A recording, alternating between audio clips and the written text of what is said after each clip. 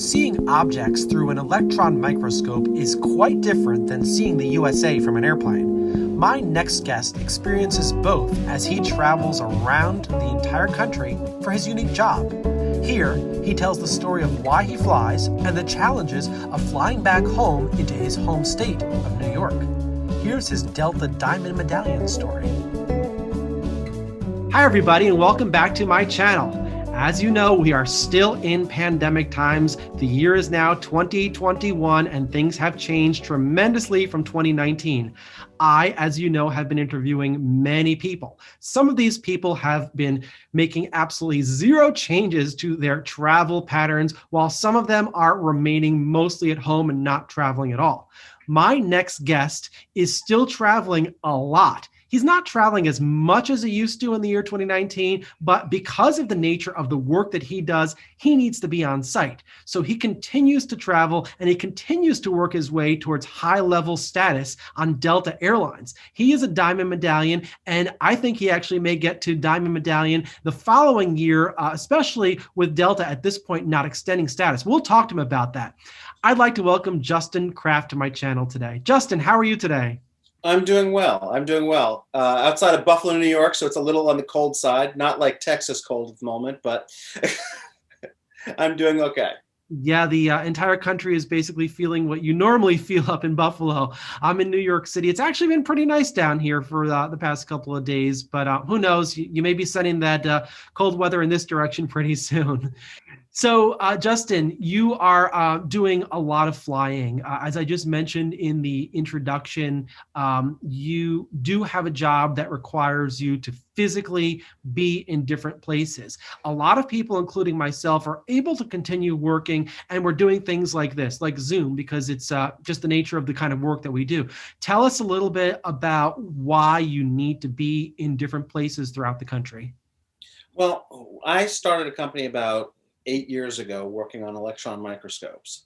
And electron microscopes are roughly the size of a desk and weigh between 2,500 pounds and 3,000 pounds, give or take. So it's not something that can really be shipped back, have me fix something small and then return it on an RMA or something like that. Not the kind of microscopes you remember from, say, high school biology class.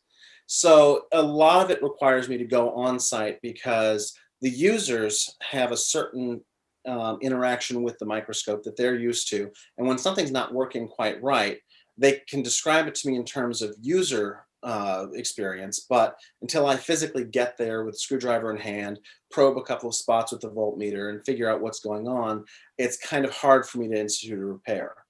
Likewise, we do preventive maintenance on microscopes as well. So making sure that they don't break down in various applications that are a bit more mission critical. The traveling is because it's just hard to talk somebody through a lot of these procedures. And so I still do go to various locations. And like you had mentioned earlier, it has changed quite a bit. I'm trying to go to multiple sites and have to go through multiple levels of varying quarantine and keep track of every state's requirements and everything. It's kind of a nightmare, to be honest. Yeah. But that's the gist of why I end up traveling still. Yeah, especially living in New York State where you do have very strict entry requirements. Otherwise, you're going to have to quarantine for quite some time. Now, let's back up. Let's talk about the year 2019 prior to the pandemic.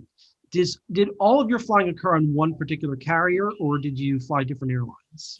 The majority of it does occur on Delta because what I've found with the type of travel I do where I don't plan ahead very much. For instance, today I could get a call saying that I need to be in, I've got a customer in California that's down. I'm going to book the airfare today for travel on Sunday. Or even shorter notice. So without being able to plan ahead, I found that the value of getting status with an airline and being able to call the desk, get immediate responses when plans change, when, oh, I need to order a part, have it overnighted, means I can't go home tomorrow, I'm going home Thursday instead. So things like that change a lot. And that's where the status really, really comes in handy, being able to not spend an hour on the phone trying to make these changes. I think I did the math, and on same day confirmed alone, I valued my Diamond membership at something like $3,000 or $4,000 one year. I forget which year I did that, but it was just one of those years where I just kept changing things time and time again. I had a morning flight, change it to an evening flight, and just the same day confirmed, waiving the $200 each time was tremendous. There's definitely a lot of value in having that benefit of being able to make those changes. I've done a few myself, not as many as you, but I know I've saved some money that way. How many miles do you think, or do you think you flew in the year 2019? In 2019, I was at about 145,000, somewhere in that range. Right, and that'll put you right onto the Diamond Medallion level, of course, with other requirements, but it sounds like you did make it, so that's great. Okay. Because that's on the requirements, because most of my travel is last minute, I don't get to pay those wonderful low airfares you get with 2 weeks notice and everything. So I just had, for example, I'm back in the office today. I'm actually supposed to be in St. Louis today, but the weather that just screwed up everything kind of got me stuck in Detroit for a little while, and I just decided to come back home and try again next week. That flight round trip for me to get to St. Louis and back ended up costing $450, $475. If I were able to advance book it, I could probably have gotten it for $220, $230, give or take. So that's a lot of money that goes into the spend. I usually have no problem with the MQDs. I'm sure the airline absolutely loves you. Yeah, not enough to invite me to 360 though. Yeah, that's a very different group. A few interviews back, I actually interviewed somebody who was a member of 360, and unfortunately, he actually did not get to use his 360 at all because he didn't really travel much this year. But let's talk about, you flew over 125,000 miles in 2019. 2020, the pandemic hit in the early portion of the year. Of course, I'm sure the first couple months of the year, nothing changed. You still continued to fly, but what did change specifically for you in the amount of time that you spent in the air? Well, for example, instead of going to a single customer when they call, what I would do is I would go out to say, if I knew customer A, B, and C needed service, I would try and get them roughly in the same time frame, go out to A, then to B, and then to C. That way I avoided the whole come back, quarantine, all that confusion, go back out. So the revenue numbers for my business, and it's funny because I look at my my Sky Miles account as an indicator of the business, basically. And I can tell on years that I'm doing a lot of traveling, I know that our revenue is up. When I'm not doing much traveling, I know our revenue is down. Of course. In 2020, because of the pandemic, a lot of people seriously cut back on things like service contracts, new equipment purchases, etc. So I lost a lot of that revenue, but my travel, I think I only lost 35, 40,000 miles. I was at 104,000 miles by December 31st in 2020. And then that's not including carryover. Right. I was going to say, did the carryover actually put you onto Diamond status for last year without the automatic extension that Delta gave? It would have, but I was just shy of the MQD requirement. So that was the problem there. Yeah. Well, in the end, it doesn't matter because everyone's status was extended. So, right. But you can obviously use that to help for your rollover for the future. Yeah. Oh yeah. I think I'm set for a couple of years now. I can actually take a vacation this year. You'll get some miles if you fly somewhere. Yeah. And that's one of the reasons, as I looked at it and I realized flying from home to customer A to B to C and back is fewer miles than going out and back 3 times. Yeah. So it kind of fits. It makes sense. And you also mentioned quarantining. You are in New York State, which is the same state that I'm in now. I'm in downstate in New York City. You're upstate. What has it been like with all the procedures and policies? They've been constantly changing. Has that put any hampering effects onto your travel? Did you travel less because of that, because of testing that you could possibly get or quarantining? Talk about that a little bit.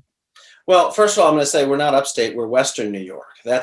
I have to say that because a lot of people get upset. Anybody who lives, if you live in New York City, anything north of the Bronx is upstate to us. So.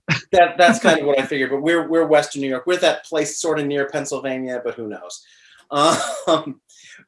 Basically, the way I'm sorry, I'm totally blanking for a second. I did not get a whole lot of sleep last night. With the New York quarantine situation, it's changed a couple of times in the last year. It's kind of had this evolution where for a while it was, if you were to one of these states, you have to quarantine, but these states are okay. And it was constantly watching, is this state okay? I don't know. There were a couple of times I was in a state that was not okay, but it was okay by the time I got back. So what do you do there? And the health department was sort of helpful, but sort of not, because this is not the kind of question that they normally deal with. Right. They normally deal with questions like, well, I just came back from so-and-so. Do I need to quarantine? Not necessarily, all right, the quarantine requirement expired when I was in the air before I landed. Do I still need to fill out the form? So it was kind of hit or miss that way. But with the new system where they've got the online form, I've got it bookmarked on my phone, and I usually have it filled out before I even take off from Detroit or Atlanta or wherever I'm connecting through. Mm-hmm. And that makes it a whole lot easy. The testing requirement was difficult at first because it was hard to find testing sites. It's easy in larger cities. LA has a great testing facility at the airport. I was able to go in, get my test, and then I had my test results actually emailed to me before I even landed in Detroit before heading back to Buffalo, which was great. Other places that I've been, smaller airports, not so much. I had a trip to, I'm blanking on the name of the town, tiny little town in the northwestern corner of New Mexico. And I flew into Durango, Colorado. Kind of hard to get a test there. Yeah. So that was a little bit more fun trying to figure that out. But, I can land here. And as of last week, there's a urgent care clinic in town that will do rapid testing for me. So I can land, go right there, get my test, and then do another one 4 days later, and then break quarantine. Right. So that is if I'm not headed right back out. Yeah. So if you're headed out within, let's say, 3 days of your arrival time, you can leave. I'm assuming the state. You're just going out. You're leaving. You're not actually spending any time doing anything in the state, so you can get out. Right. Yes, I can get out. What the test does is it gives me a little bit of security of being able to come into my office and exist outside my living room. Okay. Technically, because we support a lot of manufacturing, a lot of industrial customers with failure analysis applications, we're considered essential under federal guidelines, but we're in a gray area with New York State guidelines. So when New York State they just redid the eligibility, I think we're in the next group of people that are eligible for vaccines. I'm not in it because even though I'm considered essential, I'm not like the grocery store workers, the people, frontline workers. And I have no problem with that. I'm like, by all means, if you're working in a nursing home, if you're seeing people, the general public every day, I will stand aside all day for those people because they don't necessarily have a choice of how the people around them are going to act. With my travel, it's, the airport, which you can go through the airport and you can stay fairly isolated and fairly insular and stay safe that way, to a plane, which is relatively safe, to a lab, which may or may not have one other person in the room, to a hotel room, which is basically vacant. So I don't actually come into contact with any people. So. Right. And when you land in the Buffalo, I believe it's the Buffalo Niagara Airport. Yep. Is the National Guard actually there? They are. Yeah. They have a table set up. There's one point where people exit. And they have a table set up where they've got the paper forms for people who didn't fill them out online. And they've gotten better at getting people through there. The first couple of times they had it set up, it was this bottleneck where people were standing there asking questions, trying to talk to them, trying to say, well, what do I do? And I'm walking behind And the one thing that I hate is when somebody walking in front of me just stops dead in the middle of a concourse, the middle of something, and there's no reason for them to stop. So I would stand there waiting and waiting just to show the screen cap on my phone and keep walking. But now they've been a lot better at pulling people to the side if they've got questions and kind of keeping that area clear. When you've got 2 or 3 Southwest flights, a Delta flight, and a United flight all landing within 10 minutes of each other, that got really crowded. Yeah. I wonder if that's actually going to change with more people actually being immunized, if you could just use that as a passport to just go right through and not have to quarantine. I haven't heard anything about that in New York State. Have you at all? I haven't heard anything about that. Given the different labs that I've gone to in different states, every individual facility has their own requirements too. And a lot of them have been saying a vaccination does not preclude having to go through the questions, do you have a fever? Have you had a cough or anything like that? So I can go in and I can say, yes, look, I'm vaccinated. And they're going to say, oh, that's great. Here, still fill out this form. Yeah. And I'm not sure why, but I think it's all just, it's a moving target. I think that as new things develop, people realize the systems they put in place made great sense 6 months ago, but don't anymore. Exactly. And it's just going to take time for that to catch up. And is being vaccinated a question on those forms? I don't think it is, at least on the online form. Not on the New York State form. Right. I'm talking about I've got a couple of government labs that I can go to that are customers of mine on the West Coast. That that was one of the questions on one of the forms that I had to fill out for them. Each one has their own requirements. Okay, very specific. Yeah, I'm more familiar with the one in New York State, and anyone can just go to it online and go through the questions just to see what they're like prior to coming into a city. And again, just show a screenshot on your phone, makes it very easy to get out of the airport. So let's just quickly talk a little bit about your flying experience during the pandemic. And this is a question that I've asked a lot of people: how comfortable you felt. Obviously, you fly a lot. It sounds like you just got off an airplane yesterday.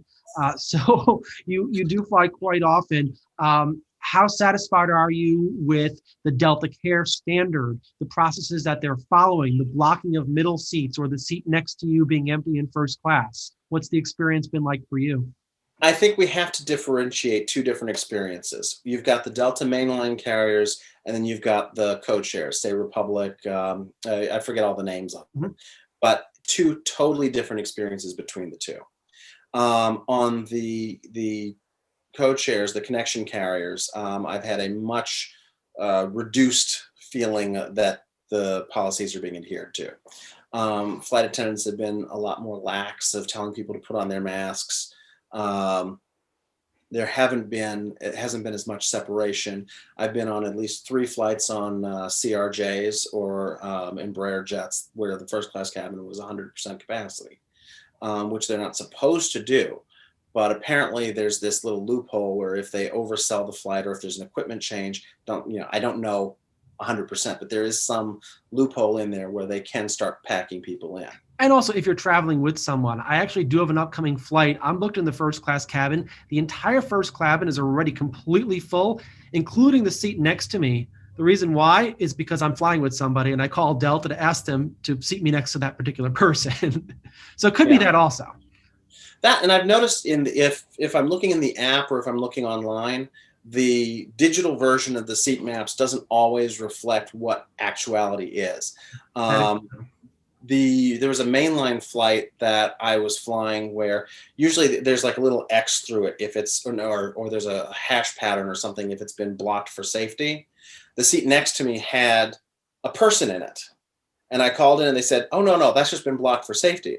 There's no one actually in the seat." So what I see online is different from what necessarily might be reality.